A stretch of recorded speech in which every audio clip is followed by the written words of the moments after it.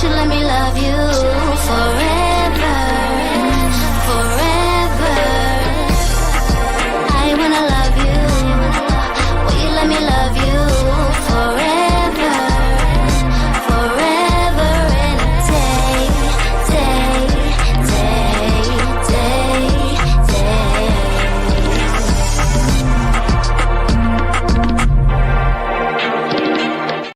Hello, welcome TMW Online, the Melanated Way. We're back. I hope you guys had an amazing long weekend if you were celebrating that weekend.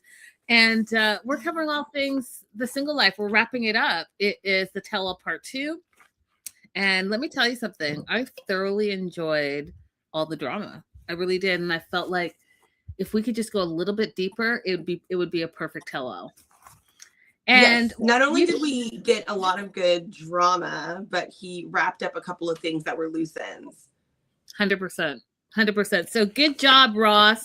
That's his name, right? Ross? Yes. Yeah, Ross did did a great job. Yep. He asked some of the questions that we wanted to have asked, and he let it get a little bit messy.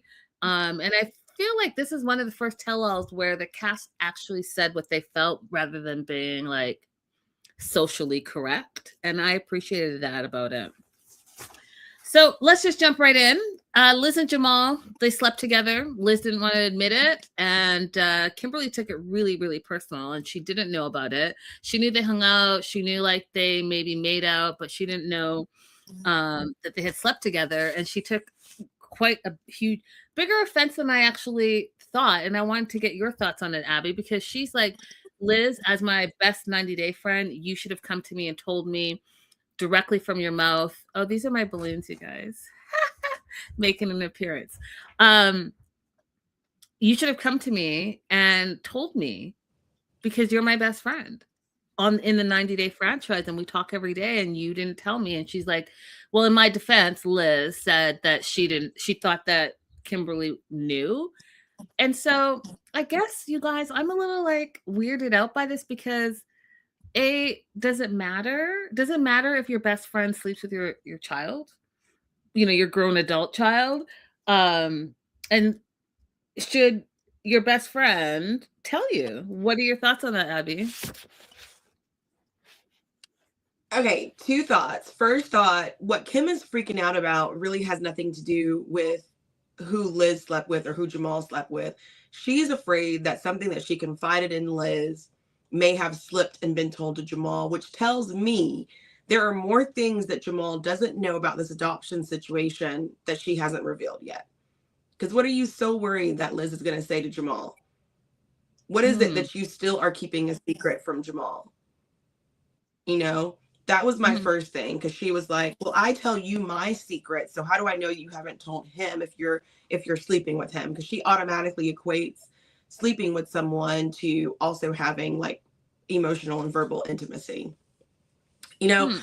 So, and then the second thought that I had is I simply don't think that you should be quote unquote best friends with someone who is that significantly flirty or flirtatious with your child in the first place. She's like, oh, I knew that they flirted. I know that they made out. How does that a best friend make? Can you elaborate a little bit more? So, well, I'm a parent, you know, and I'm always going to be a parent no matter how old my child is. And there's not ever going to be a time where I'm going to take someone on as my best friend that I depend on and I share things with. And I know that that person has had any sexual inclinations towards my child at any point in time, ever. I see what you're saying. But they were friends before. So, which is what Colt was saying was, did Liz use Kim to get to Jamal? And first of all, Colt shouldn't be saying anything about anything as far as I'm concerned. But that is the point that he did make, right? Because they were friends before Liz got with Jamal. So, I mean, I don't know. And now we're not. And now, if that happened to me, I was getting close to someone. First of all, I don't think I would ever be that that involved with somebody who's that much younger than me. But if I was, and then, I noticed that there is some flirtation happening with my son, then we're not friends anymore. For me, there's always going to be some demarcation in lines. I think it's one of those things where you've met friend groups before where everybody in the group has dated other people in the group. I don't exist in those kind of circles. I don't like that kind of world. I like demarcation. I like categorization. So I think it's an extension of that. For me, that's not going to happen. Gotcha. Makes sense. Let us know what you guys think in the live chat. If you're watching the replay, answer that question. Would you be best friends with someone that was attracted to your adult child? That sounds so weird to say, but adult child. Shout out to the live chat, Chainbreaker, Pony Jacks, Raydella, welcome. So Kimberly goes on to ask Liz, did you sleep with Jamal pre the adoption news, which kind of goes into what Abby was saying about, did you also divulge any of my secrets? Because as my best friend, there are probably things I shared with you that I haven't shared with Jamal yet. So yeah, I thought that was a really weird, interesting dynamic. And then they bring Alec out. Now, what was your take on Alec and Liz and their relationship and engagement? Because here's what's going on. There's been some tension since Liz got back from the DR because she admits that she has a connection with Via. And it has created a little bit of an issue in her relationship with Alec. And Alec has asked her to unfollow Via on the socials. But when asked, are you happy with your choice to be with Alec? And not only just be with Alec, that's your future husband. You're engaged with this big 4-carat ring on your finger. She pauses, and it wasn't just a small pause, you guys. It was a huge, long pause. Then she says she's happy with her choices, but she misses Via. He was her best friend. And so I don't know. I don't have a lot of friends, you guys. I don't. As I get older, I see I have less and less friends. But what I will say is that I don't throw around best friend just willy-nilly. You were there for a week, and maybe you guys, continued to communicate while you were in your separate cities, but now he's a best friend. You miss him. You found a piece of yourself while you were with him. And you did love him. I'm sorry. I could not be the fiance sitting next door to you while you're saying all these things. Because to me, Abby, that sounded like she still has a whole lot of unresolved feelings for him. What were your thoughts?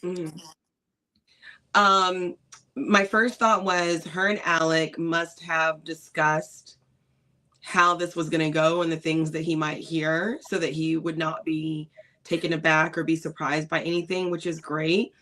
My second thought, unfortunately, was that I just think the male ego is a little bit too fragile to handle Liz's honesty right now. I don't think it's wrong for her to say out loud how she's feeling, but I was worried, like, what's going to happen to his ego to hear this. But maybe he needed to hear it, because we heard her say earlier that he wasn't sure what kind of relationship he wanted with her.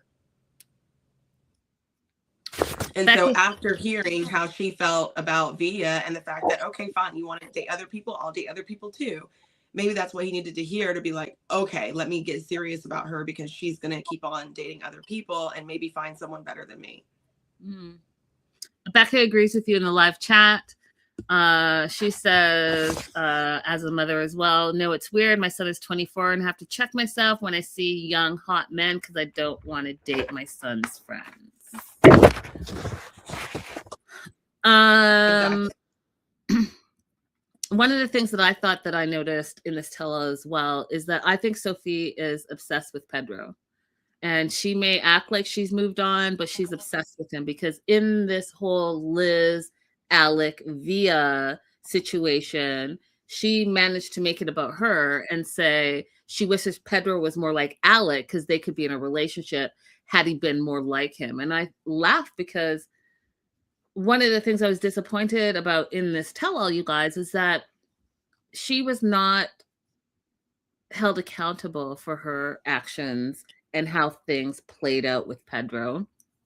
And there were a lot of opportunities to hold her accountable. How she treated her friend Liz, how she treated her ride or die, Julia, and just how she was so male-centered. And I know there are a lot of women that are like that they only have self-value if they have male attention. And I understand there are a lot of people that are like that, but no, everyone else got called out on their BS, like literally everyone, but she didn't. And I thought that was quite disappointing because if it's going to be accountability, everyone should be held accountable. Yeah, the only person who called her out was Colt, which is sad because nobody was going to take him seriously. No, because who's going to take Colt seriously? But Liz and Alex say they're in a good place. They're talking about more kids, but they say that they're on a timeline because of her health and that she is eventually going to need to get a hysterectomy. And it just made me also think, because he wants to be a father. And I tell you guys all the time that when you're entering a long-term relationship, those are the questions that you have to have serious conversations about. And I'm telling you right now, if Alec wants to be a father, that's not going to change. It's not going to change. And so I guess my thoughts and the discussion I think should be, Liz is already dealing with her health. Does she even want to have another child, or does she want to have a child in order to make her fiance happy? Like, I don't know what that looks like, but that's going to be a serious conversation. Do you want to add anything to that, Abby? I really don't even think it should be a conversation. I think that if Alec truly wants to be in a relationship with her and wants the best for her health, then that means that he's sacrificing his desire to be a father. Because how do you look at someone that you love who is already experiencing significant health challenges, and you want to put them in a situation where they A, have to put off a surgery that they need, and B, have to put themselves as close as people can get to death without dying, which is what happens during a pregnancy, and believe that's an okay condition to put them in while they're experiencing a health challenge. I think it is gross to even consider his desire to be a father in light of her health conditions. Interesting. Okay. Liz is backstage. So they take a break. Liz is backstage and she's realizing that, you don't sleep with your best friend's son. And she doesn't want to lose her best friend over this. Now, I did think it was interesting that they didn't bring Jamal back to address all of this between Kimberly and Liz. I thought that was a missed opportunity, right? So if we're talking to Liz about how Kimberly is feeling about this situation, I think Jamal should have been there because he's the other party as well, to make it, equal across the board. And I do think it's not just about being attracted to your best friend's son. There's so much more going on there. And I think that they didn't bring Jamal back because maybe more tea was going to be spilled that was not, consumed yet. So Liz confronts Kim, or Kim confronts Liz, however you want to look at it, backstage. Kim says, I know you made out, didn't know you guys had sex. You should have come to me and tell me you slept with Jamal. But right now I can't process it, so we're just gonna drop it. So I do think that this issue is gonna come back again, Abby. I just don't know how it's gonna come back. Becca says Kim was 100 that Liz should have come to her, also not just assuming. I mean, if it's your best friend, don't you tell your best friend everything? How did that not ever come up? It's weird. Okay, this is my favorite part. On to Gino. Gino ended things with Natalie. He's with Lexi now. When asked, are you and Lexi dating? He calls them quote unquote short meetings. which is such a Gino thing to say. They ask, does that mean you're friend zoned? He's like, well, no, there's a spark and a connection.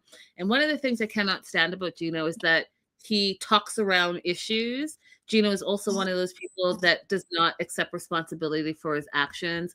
And it's to it. And I also thought, Abby, and you guys watching, I don't mean this in a mean way, but I do keep saying this, and I just think that Gino needs to get tested. I think he's like in such an older phase of his life right now that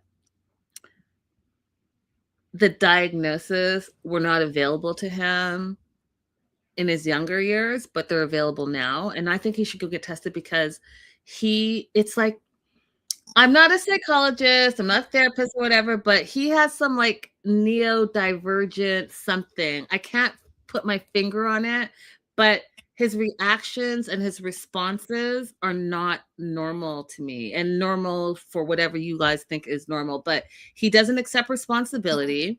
I feel like when people are talking to him, he's not hearing them. He's just thinking of what he's going to say next. So it doesn't connect. And so that's why anytime he's asked a question, he like wanders off and says just whatever he wants to say. It's weird. It's weird. It may be a combination of some diagnosis and just low comprehension. I mean, that too. He just might just be dumb. I mean, and that could be it. I might be making more of it than he's just not bright. I mean, it could just be that.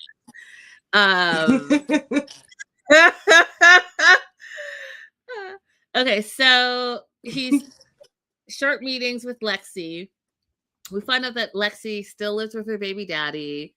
When asked, are they together? He says yes, and then he like tries to backtrack and says, "Oh, I don't know," but they live together because, quote, she doesn't want to break up her family. Now, as soon as they said that, you guys, I think that Lexi is just Gino's friend. I don't think that they're dating. I think that Gino provides her monetarily somehow for her time, and she's milking it for what it is. Now, I can't remember what I was watching, but it was something. Basically, this lady was dating this dude, and oh, you know what? This is actually a real story, and it's not my story to tell. But anyways, there are couples that do that. There are couples that have conversations and say, hey, listen, there's this dude that's interested, and he wants to take me out and spend money, and they're cool with that. And I'm not saying that that's what Lexi's doing, but if she's not wanting to break up her family, then she's absolutely not dating Gino. And literally said no. Right. I mean, she basically was like, I don't know what relationship I'm in with my ex. I'm just doing whatever. Yep. Yeah. Exactly. Everyone thinks that Gino breaking up with Natalie was a bad decision on his part. And they come after him, you guys. They say that he can't commit. And one of his problems is that he likes the attention that women give him. And so he thinks that he wants to see other women all the time, which is really not it. All he does, you guys, is that he's on social media. People see that he's on social media. So he has that little bit of a celebrity, right? The reality TV show celebrity. They slide into the DMs, that he gets that attention, and he thinks that he's like the business. And it's only because, oh, this pseudo celebrity is talking to you. That's what it is, Abby. But he thinks and it's probably bots too. Yeah.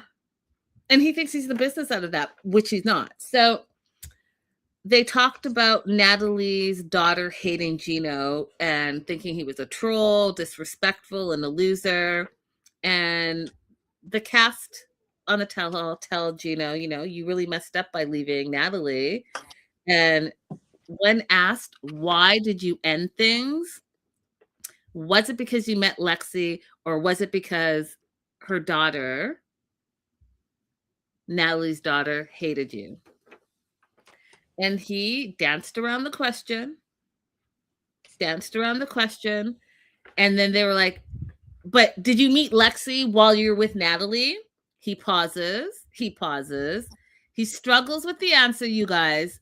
And then starts to talk to Lexi. Yes, he started to talk to Lexi when he was with Natalie. And here's the thing, he had a conversation with Natalie and they agreed that he would stop talking to other women. And he doesn't see anything wrong with it. He doesn't see that he's done anything wrong at all, even though the whole cast is showing him how his bad behavior makes him end up where he is. No accountability. None. So they're like, well, then that means you cheated on Natalie. And then he's like, no, I didn't cheat. I didn't cheat. We were just quote unquote friends. Listen, you guys, if you make a commitment to somebody, then you made a commitment to somebody. And whether it is an emotional bond, a physical bond, or a combination of those things, you're cheating because you made a commitment. That person has a specific expectation of you because you guys both committed to that expectation.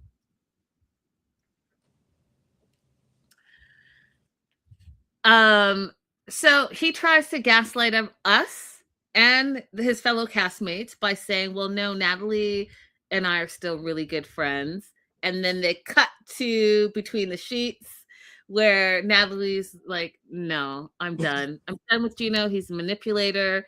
He's a convincing liar. He allows you to feel sorry for himself. And one of the things that Courtney says is Colt's the exact same way. And I want to say yes. We've said this about Colt. Colt and Gino are two peas in a pod. They're like mirrors of each other in 20 years. Mirrors. They both have erectile dysfunction. I like how I started off with that. They both have erectile dysfunction. They're both liars. They're both manipulators. They both play victim. They're both cheaters. And they don't take responsibility for their role in their relationships. Same.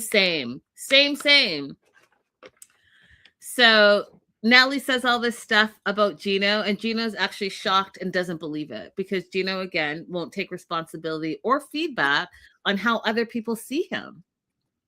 Mm-hmm. She also goes on to say that he's not a man of his word and he likes attention. And so she's absolutely done with him. And then the cast, after hearing that, try to talk to him, Abby, about his attitude and how he treats women. And he just refuses to hear them. He refuses to hear them. He's like, I don't treat women bad. I don't treat women bad. And he still insists that they're friends despite what he just heard her say. So that's why I think like I maybe he is on the spectrum somewhere, but I also think that he has a severe comprehension issue. Mm-hmm. And it's not unusual for that to be happening. I think that the United States right now is just really suffering from a lack of comprehension among a significant portion of our population. Sincerely, like this, I see people receive new information or information all the time and be unable to process that information. They just like hard bank in their beliefs as opposed to taking in this new information. That's really funny. And you're probably not wrong. So Kim goes off on Gino as well. And she's like, listen, you're over 50. You need to get your shit together because you treat women terribly. You play games with women. And she equates it to Usman and how Usman plays games with women as well. I do think Usman's situation is a little bit different than Gino and Colt. He's still equally terrible, but he's terrible in a different way. Then they bring out Jasmine. Okay.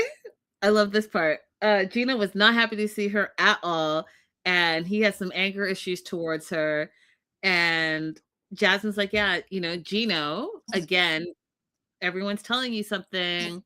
You should think about how you are being perceived by others. But she says that Gino needs to act his age and take accountability. When asked one word to describe him, she said pathetic. and that he treats women horribly. And all he responded was with anger. He had it showed you the other part of him. Like Gino tries to play like, doo-doo-doo.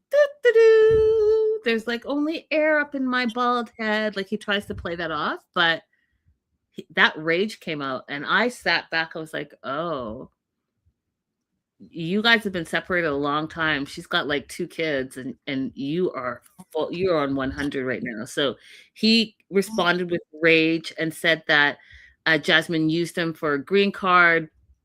You never intended to be with me. And he just freaked out, you guys. Now, here's the thing. I don't know if he's forgetting, Abby, how he met her, but you met her on a sugar baby, sugar daddy site, and you had no sugar. So are you surprised it didn't last? Like, I'm confused. She came to you with specific intentions that she made clear. She wanted to be taken care of. If she was going to date this older, American guy, she wanted the money, she wanted the things, she wanted to be taken care of. And all of a sudden you didn't have it, and you had no sugar in any departments. You had no sugar financially, you had no sugar physically. What did you think was going to happen? I'm just confused because she came to you exactly who she said she was going to be. What do you think, Abby? This is the one thing that I wish Ross had followed up on a little bit more. When he's hollering, you used me for a green card. I wish that Ross would have said, well, let's do some math. Maybe he doesn't have the information to be able to say this. Let's do some math. How long were you guys together? How long were you married? Well, they're still married, but how long were you married and living together? Like, mathematically, how could someone have used you if you were together for this amount of time? Mm-hmm. Because for someone to truly use you for a green card, they need to basically leave you after they receive that green card. Mm-hmm. But that's not what happened in this case. Jasmine was with him for a significant amount of time afterwards. And there was never while there was clear inkling that she wanted his money, there was never any inkling that she was happy to be leaving Panama. The desperation that we see some people have to leave their home countries, Jasmine never possessed that. She was quite happy with her life in Panama, and she was happy with her life as a teacher until she lost her job because of Gino. Don't forget that. She lost her job because of Gino. Yeah. So I wish that Ross would have investigated that just a little bit, because I don't want anyone to have any more fuel to the fire of immigrants using U.S. citizens. You can't be used. You can't claim to have been used for what you advertised. So if a man is on a dating app and all he's advertising is, I'm going to spend money on you, and here's all my cars and all of these pictures, you can't then turn around and say, you used me for my money. That's what you advertised yourself for. 100%. 100%. And I did like how they brought this up, but I also do feel like they could have gone in depth a little bit more. Ross talks about Matilda, her daughter, and Jasmine explains that on the birth certificate, Matt, her husband, is listed as the father, but in Michigan, that's not enough. So they need to still do a DNA test. And then Gino says his lawyer is filing in Florida, and in Florida, it's just paperwork. So he's not going to have to get the DNA test. Now, Abby, I'm going to let you, as the attorney, elaborate. But my understanding from listening to Gino's lawyer was that they should file in both places, because even though they were married in Michigan, she lives in Florida now with that child. So they have to go by the 2 different separate states' rules. Is that correct? And let me know. So when Gino said that he's agreeing to file in Florida, that means that he's agreeing to subject himself to the rules in Florida. He's agreeing to jurisdiction in Florida. Mm-hmm. So I would assume that they looked at property law in Michigan versus Florida to make sure that he wouldn't be at any kind of disadvantage. And then they decided because Florida law is better for him on the paternity issue to go ahead and file there. That means he's subject, he's giving up his right to be governed by his home state, and he's going to be subject in all ways to the laws of Florida with respect to these divorce proceedings. So that's going to be with respect to his retirement accounts, with respect to his property. He's allowing Florida to dictate those things, which means that later on down the road, if there's a decision that comes out unfavorable to him, like let's just say that Florida requires him to pay alimony, and he says, well, Michigan would not have required that. He can't later on come back and challenge that because he's agreeing to jurisdiction in Florida. Gotcha. They bring Lexi on, and she says that she has a connection with Gino, and she feels that the cast is ganging up on Gino, and it's inappropriate because his past relationships have been toxic. Lexi, I'm gonna need you to go back and absolutely watch all Gino's seasons and then come back and see if you're gonna say the same things, because I get what you're doing. He's providing something to you, whether it's monetary or whatever, or the little bit of 15 minutes of fame. There's something that he's providing that you like, and that's why you're agreeing with him. You don't want that gravy train to end. But Gino's toxic, and Gino is being ganged up on, quote unquote, because they're actually confronting him about his bad behavior. And he has not been confronted by his bad behavior, and people are tired of it. That's what's really going on. Lexi thinks he's sweet, respectful, and there's a spark. When asked, though, if she's in a relationship with her baby daddy, she pauses and says, to be honest, she's not sure. It's a murky area. When asked if she's in a relationship with Gino, she says no immediately. So this is what I thought was a great moment for women in general. Jasmine asked Lexi if she has daddy issues, and she couldn't say that she didn't. And Jasmine explained that she had daddy issues and had to like step back and work through why she was trying to be with Gino, and she was in a bad place in her life, right? And she'd lost her job, and she thought that she had to look a certain way, and she wanted specific things. But I think as she has started to do the work on herself and loving on herself, she realized, no, Gino provides all the he fills all the insecurities. So he comes and says, oh, I'm going to be your Superman, and I'm going to save you, I'm going to rescue you, and then you're going to fangirl on him, which is what he needs, right? Because he has a little to no ego. Not ego, self-esteem. He has little to no self-esteem, and he gets it from women. He gets it from the adoration of women. And so that's why it works for him. So when Jasmine had that one-on-one with Lexi, I just thought it was great, and said, he lacks empathy and he craves only affection, and you could do so much better. I just thought she came from a real place.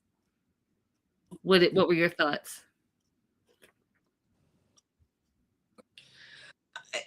I think that Jasmine was spot on, but I don't think that Lexi was hearing her. And to be honest, Lexi and Gino might work out because they both seem a little slow. Well, and you're not wrong, because when asked if she would still pursue Gino, Lexi said yes. Becca has a question for attorney Abby. Does Gino also have to appear in Florida if he's having his divorce in Florida? Most judges are starting to allow court over video. So I wouldn't be surprised if they just let him appear by video as opposed to flying down there and being in person. Gotcha. They take a break. Everyone goes backstage. It's Kim, Jasmine, Liz, and Vanya. They're all talking about Gino because they've all confronted him in some way on the tell-all. Jasmine explains how she realizes that they both contributed to their marriage not working out. And here's what's so interesting is that they're trying to explain how Jasmine and Natalie have been saying the same things about Gino. Kim saying the same things about Gino. Sophie saying the same things about Gino. And he's just not hearing them. And so he walks out and he's like ear hustling them and he's like not agreeing with them at all. And then Colt and Pedro walk by him and say, listen, get over yourself. Natalie hates you. I died of laughter because now even the guys are trying to say to you what the women have been trying to say to you this whole time, but he's still not hearing it. He's like, no, she likes me and we're still friends. And my note says, Gino can't take the truth. And then, do you responsibility for how Natalie and Jasmine feel about you was the question that was given to him by Kim. And he's like, no answer because he still believes that everyone loves him and he's a great person. Then Pedro says, you know, you pretend to be a good man, but you're not. So now the men are telling you, and he's still not hearing them, Abby. He can't. He can't. His body, his nervous system cannot take it. It tells me a lot about him, though, you guys, because if you can't take accountability for any of your actions and you think you're a perfect person, what does that say about you? Because when he was asked, what's one mistake that you've made? And he turns it on Jasmine. He says, marrying Jasmine. And my note says he won't admit any of his issues. And that's his problem. No one's perfect. And in order to grow and make change, you have to confront whatever those issues are. And you have to want to. And Gino doesn't want to. Do you want to add anything else about Gino before I move on to Courtney and Colt? No, let's go on. Courtney, Colt, Philip. Becca says, that's too bad about him not having to appear in Florida court because I feel like he would have had to take his hat off in court. Yeah, he would. Okay, when asked what's going on with Courtney and Colt, Courtney says that they're not friends. They're nothing. She's blocked him already. When asked if, are they exes? Are you not exes? She says they're half exes only because they only got to third base because Colt couldn't get it up.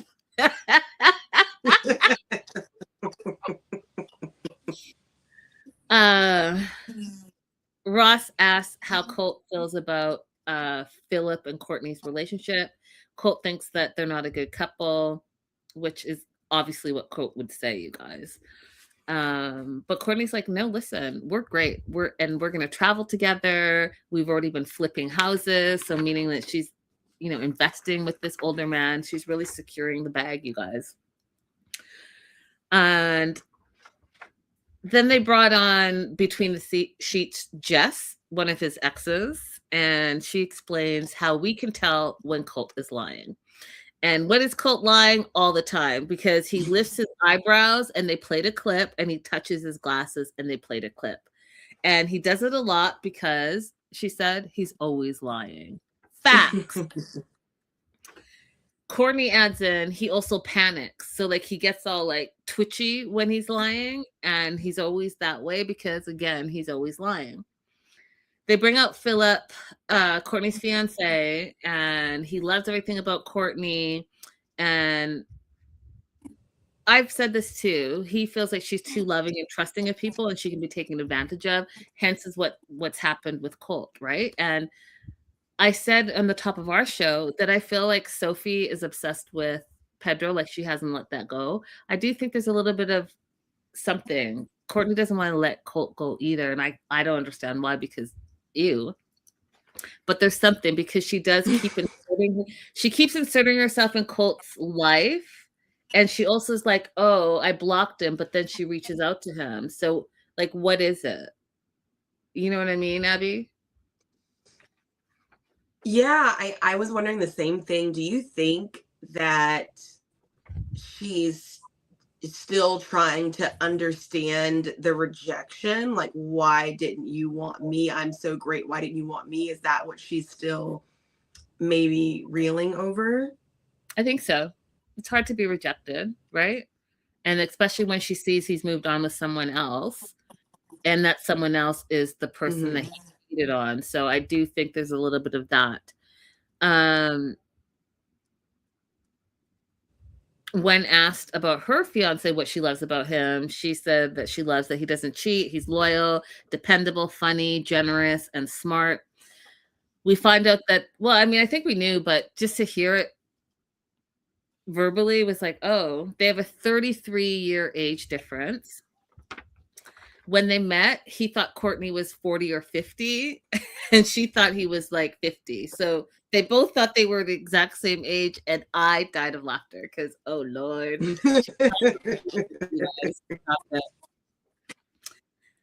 He has 4 grown kids, and he's also a grandpa, which now Courtney jokes that she's a grandma. And she posted recently on her social media that she was taking her grandkids to somewhere in Disney, which I thought was funny. They've discussed having kids, and I thought that this was really important for Courtney to talk about as well. And I thought that they should have dived in a little bit more, right? Because we need to talk about women not just having to like be childbearers if they don't want to be. And especially, I respect a woman that says, hey, you know what? I've never wanted to be a mom. Because you know what? If she became a mom, she'd be the worst mom for that child because she never wanted to have that Hmm. child. Hmm. So I don't Hmm. understand what conversations. And so Courtney's like, yes, we talked about having children, but she's not sure if she wants them. And I think that it should be okay to say that without being shamed. Maybe she wants them, maybe she doesn't, but that's something that she's going to have to work through herself. And that's okay.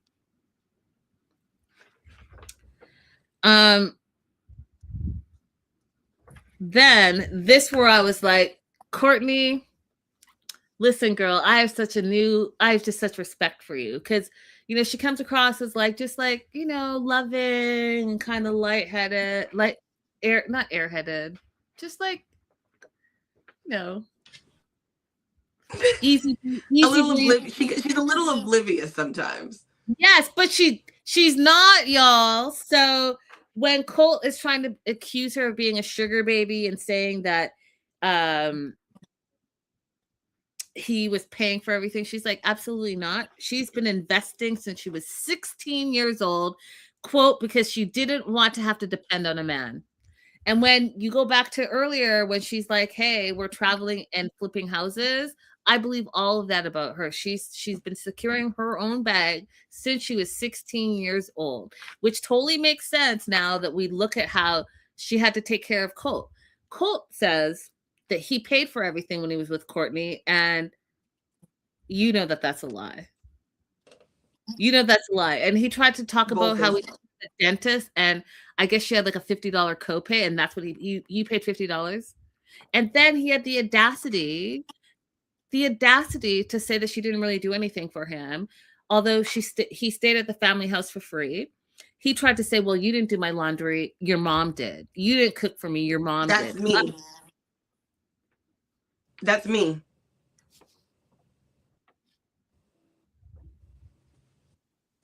Elaborate.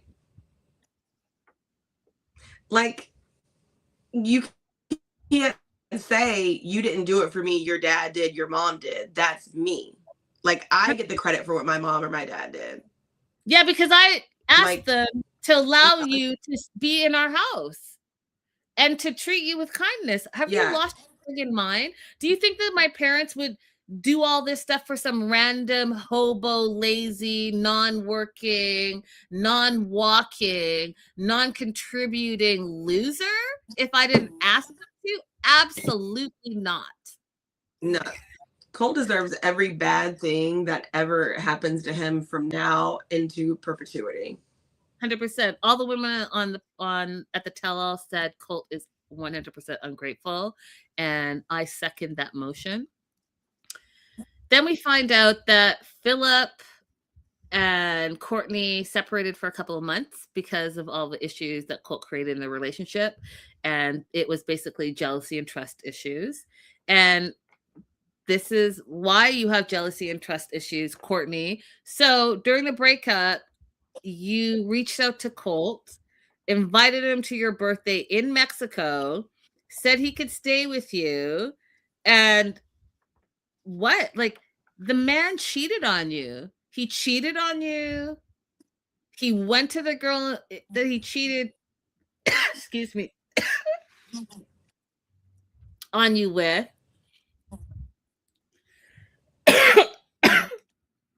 I'm sorry, you guys. I'm choking because I'm so mad. You go cheat her up. You take him to the hospital, and then you continue to be nice to him. And then now that you broke up with your good man, you call the loser back, and then you offer to have this low life who can't pay for anything stay in your room for free? For what? What does he bring to the table? He can't even knock it out because, you know, he's like this and it goes like this. Like, what are we doing? Madness. Just madness. That's the part I'm like, okay, so what's going on here? Because why are you inviting this drama and loser back into your life? For what? So Vanya says Colt is a terrible person. She uses different words, but I don't know if I can use that word on YouTube. And Sophie agrees. Sophie says, you know what, Courtney, he talked so much craziness about you in between the sheets, basically saying like you're desperate and you wanted to get back with him and you were inviting him to your place and all this stuff while you were broken up with Philip. And I believe that. I believe it. I didn't see it on Between the Sheets, but Colt is just like Gino and bigs himself up and needs the attention and thinks that women want him. You need to stop it, Courtney. You need to stop reaching out to Colt and really block him and call it a day. Yep. Yep. Philip says he's not threatened by Colt. And when asked why she continues to reach out to Colt, Courtney says she feels guilt and responsible for his injury. And Sophie says, you need to stop that. Colt's a great manipulator. He makes people feel bad for him, which is exactly what Gino does as well. You need to cut it out. And Kimberly jumps in and says the same thing. Says that's exactly what Jamal was saying about you earlier. You manipulate, you play victim, and then you try to make everyone feel for you so that it's all about you all the time. And you know, you're the one that cheated and you're a cheater and you've cheated in every. Do y'all realize that this guy has cheated on every single woman that he has been with? Every single relationship he cheated on. Every single one. And he's been in the franchise for like 10 years. And he's been on the franchise with what, 3 or 4 different, he's cheated on all of them. Larissa cheated. Jess cheated. Can't think of the wife's name. Cheated. Courtney cheated. Vanessa cheater. He cheats. That's what he does. He even said he doesn't know if he can't cheat. And lo and behold, the new girl, Diana in Brazil, guess what? She's being cheated on because Colt, we find out, is in Canada, staying in Canada. There was some Canadian girl that he was begging to sleep with. And now, from just like the broken translation that we're seeing, looks like Diana found out that he's actually staying with that girl in Canada. Mm-hmm. But he says they're just friends. Stop it. Stop it. So she thinks she's in a relationship with Colt, calls him her boyfriend, but she's having a hard time trusting him. Girl, run. And Courtney's like, you know, there are red flags in your relationship, and explains about the Canadian girl and the cheating and all of that. And Diana's like, well, I don't believe Courtney because Courtney's a liar. She messages me, which is again why I don't know, Abby, why Courtney is so involved in Colt's relationships. She messages his current girlfriend and tells her that he needs to break up with Colt. But then on the flip side, messages Colt and is saying, come and be with me in Mexico and spend my birthday. What were your thoughts on that, Abby? Okay, like what Courtney's doing makes no sense, but that's no reason for Diana to persist in this relationship.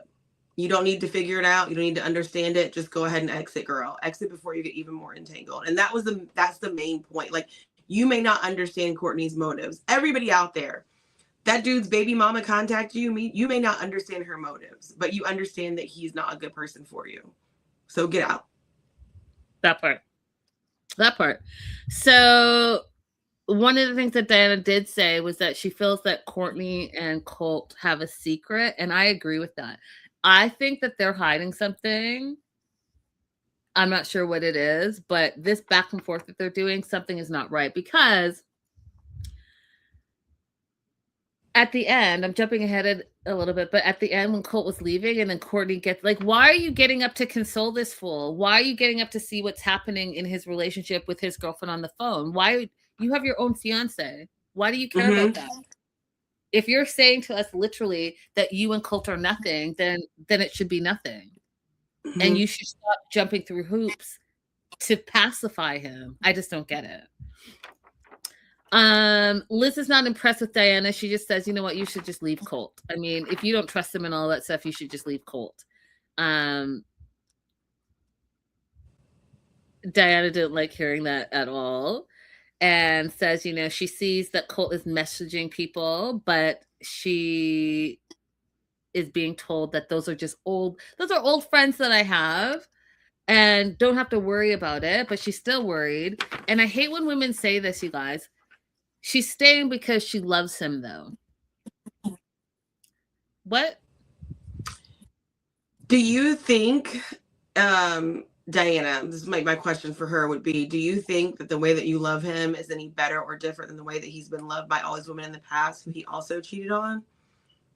Because I promise you it's not. Excellent question. And it's not. And what do you love about him? Like, I'm honestly asking, what is he bringing to the table? What's he bringing to the table? He's not an excellent lover. He doesn't have any money. He's sluggish. He just started, walking on his own feet, and instead of having people push him around in a wheelchair because he was too lazy to walk around. What is it? He lies and he cheats. So what is it that you love about him? I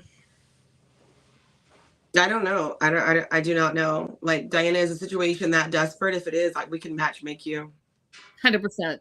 We'll match make. I mean, at least, like, I can't promise you love, but at least resources.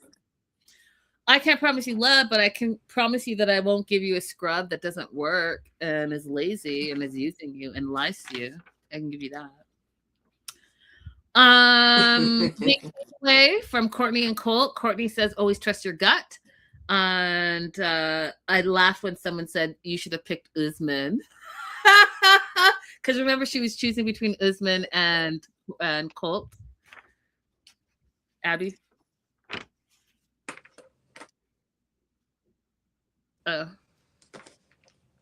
Hello?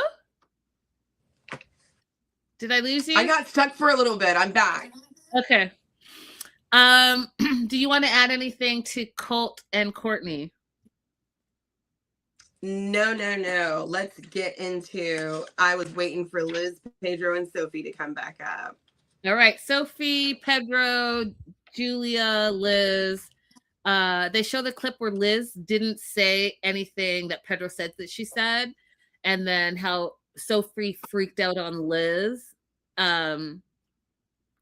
And what Liz said completely got misconstrued by Pedro and his insecurities, right? Because he was feeling insecure about the woman that he was so in love with, and she wasn't giving him any attention, and she was backing away. So he used Liz as his segue to talk about all the insecurities that he was feeling, even though Liz didn't say this. Now, here's the thing that was so shitty. Sophie says she sees now that Liz said nothing wrong, and yet she didn't apologize. She didn't own up to her part in the freaking out, because she said that she didn't attack Liz. But if you go back and watch the full clip, she literally was screaming in Liz's face, calling her a bunch of names. And to this day, at least on screen from what we've seen, she has not apologized, even though she saw for her own self and said, Sophie sees now that Liz said nothing wrong. So in all of that, we saw that Liz was like crying and freaking out, and she ended up calling Kim during that fight, and that's what happened that first night. Liz goes on to say that, you know, that first night and that fight wrecked the whole trip for her. And I agree with her, because you know what? You're on a girls' trip and you have this big fight over a dude. How is that a girls' trip when you're putting a dude over a man? Like, how is that a girls' trip? But then we also know that Sophie is that type of girl where she's male centered. So she's gonna put a man first always. And that's why when Pedro said all that stuff that was not true that Liz said, that she believed Pedro and not her girlfriend. And I need you guys to stop doing that, because guess what? Your girlfriends are there for life, especially if they're considered best friends. Your best friend is going to see you through some of the men that you've dated that you don't want to even claim anymore. They're going to pick you up in the heartbreak. They're going to pick you up with the lies. They're going to support you when that man cheats. They're going to support you when that man ghosts you. Believe your friend, because men lie. Men lie and cheat. Not all men, but a lot of them. Men lie and men cheat. Your girlfriend, if she's your true girlfriend, she's not going to lie and cheat on you. So I was disappointed that again was an opportunity to allow Sophie to be confronted and held accountable for her role in kind of being a shitty girlfriend. You know, the only reason, in my opinion, that her and Julia get along so well is because Julia is already married and a mom, and Julia is not out here running game. So it can be all about Sophie and her men and how the men treat her and men, all of that, because, you know, she's already secured her man.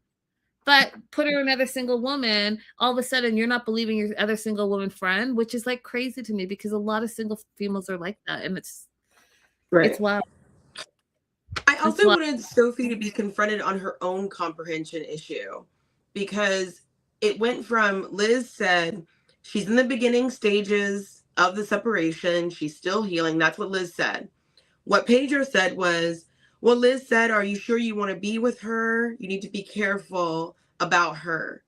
But what Sophie took from that and went back and said to Liz was, you're doing all this and she's not ready. She doesn't deserve it. I wanted Sophie to be confronted on her own conversation. Like, what Pedro said wasn't right, but what Sophie said was far away from what Pedro said as well. So I wanted her, after they played that sequence and Pedro was able to say, I'm the problem, I misinterpreted what Liz said to Sophie, I wanted Sophie to also say, not only did I not give Liz an opportunity to speak, but I also misinterpreted what Pedro said. And I'm sorry to my friend. All of those things should have been done.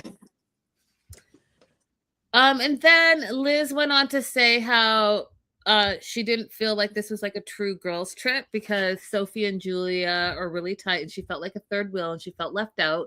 I did see what she was saying, because those two were really connected and they did not really include her in a lot. And so when she met Via, because she was not feeling included, she just attached herself to that, because she's on a trip. She wants to go and do fun things. And Julia and Sophie were like, no, we just thought you wanted to be with Via. That's why we didn't invite you. But I dare say, like Kimberly said, if you're true friends, have a conversation. Listen, Abby and I rarely agree, but does a disagreement stop us from being friends? Because if that's the case, you guys, then you're not real friends, because you have to be able to agree to disagree and hear each other out and communicate. If I'm feeling a certain type of way, I'm going to tell you, and it's not if I have a disagreement with someone today, I read this somewhere. If I have a disagreement with you at 11 o'clock and we have dinner plans at 6 o'clock, we're still going to dinner because I still love you. And you're my friend. We just had a disagreement. Yeah. Same thing with Liz and Sophie and Julia. If you guys would have sat down and had a conversation over coffee, ironed this out between the women, the trip would have gone a totally different way. However, you still have a girl that's super centered on men only. So I don't know how much different that part would have been. Do you want to add something to that? Sophie's lying. They literally said out loud, we didn't invite Liz because we don't want her to be here, or I'm still mad at her. Like she said on different occasions where her and Julia were going to do stuff that they were excluding Liz on purpose. It was nothing about, oh, you're with Via. That's right. That's right. Then we find out that Sophie is dating someone. You are here. I can hear you. We find out that Sophie is dating. Okay, I'm gonna leave and come back. We can hear you. Okay. I'll let her sort that. Abby is traveling. Okay. So thank you for being here during your travels. We find out that Sophie is dating someone, and his name is Jordan. He's a model, and he lives in Arizona. He's moving to LA to pursue his modeling career, and he's going to live with Sophie. What are your thoughts on that, Abby?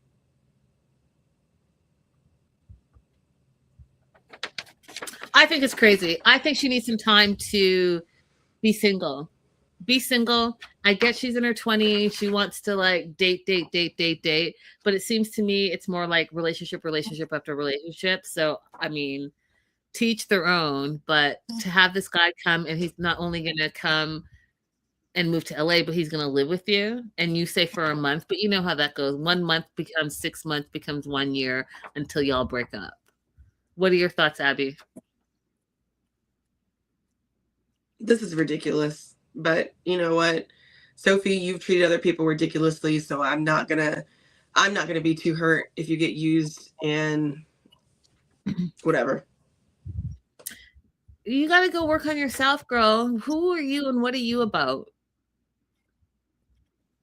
Because if you keep defining, she doesn't. That's sad. Because these men are going to come and go, and they're just going to come and go. Because if you don't know who you are, they're not going to know who you are. Okay, that is the end of the tell-all. They're backstage. Colt calls his girlfriend, Deanna. She keeps hanging up on him. She's crying because she feels like she found out evidence of his cheating in Canada.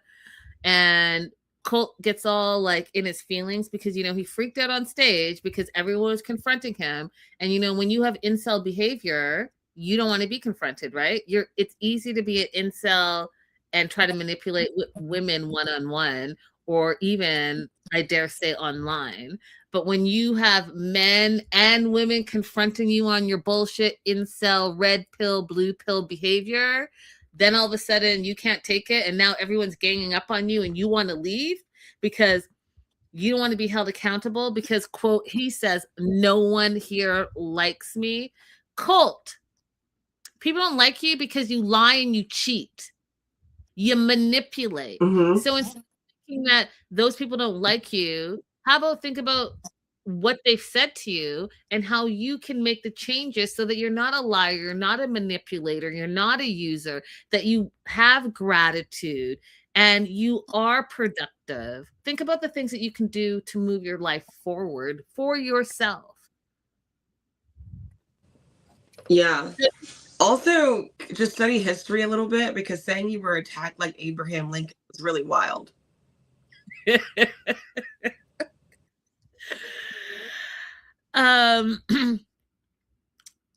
Deanna calls Colt back, calls him a liar, tells him to leave her alone, and she has like a little tete-a-tete with Pedro, because Pedro comes over and, you know, tries to say, oh, that's Colt in the past and he's trying to be a better person. No, he's not, Pedro. No, he's not. You know, I thought it was hilarious how Pedro is on the phone with Deanna And then he turns to Colt and says, see how your past life affects your future life. And then Courtney and Vanya come up, and Courtney again tries to get involved in Colt's life. And this is when I was telling you, like, Courtney, I mean, you're sending mixed signals. You're saying you're done with him, but you keep inserting yourself in his life. And he even says that, like, you keep inserting yourself in your life. Why don't you just go and be with your fiance and call it a day? And that's the only thing that Colt said this whole tell-all that I agree with. Go and be with your fiance and stop messing around with Colt. That's it. That's all I got. I have one last thing. Kim goes out saying, I don't care what Wayne says, we're in a relationship. This is the same woman who tried to convince us that she didn't care about titles. And I just want us to put a pin in that. Just note that. Let's just put a pin on that. Copy. We will put a pin on that. You guys, thank you so much for joining us this whole season of 90 Day, The Single Life, season 5, wrapped up with the tell-all. Definitely, if you're watching the replay, let us know your thoughts on the season, at the very least, the finale. And we'll get back to you. Abby, enjoy the rest of your trip. And you guys will see you shortly. Bye. Bye-bye.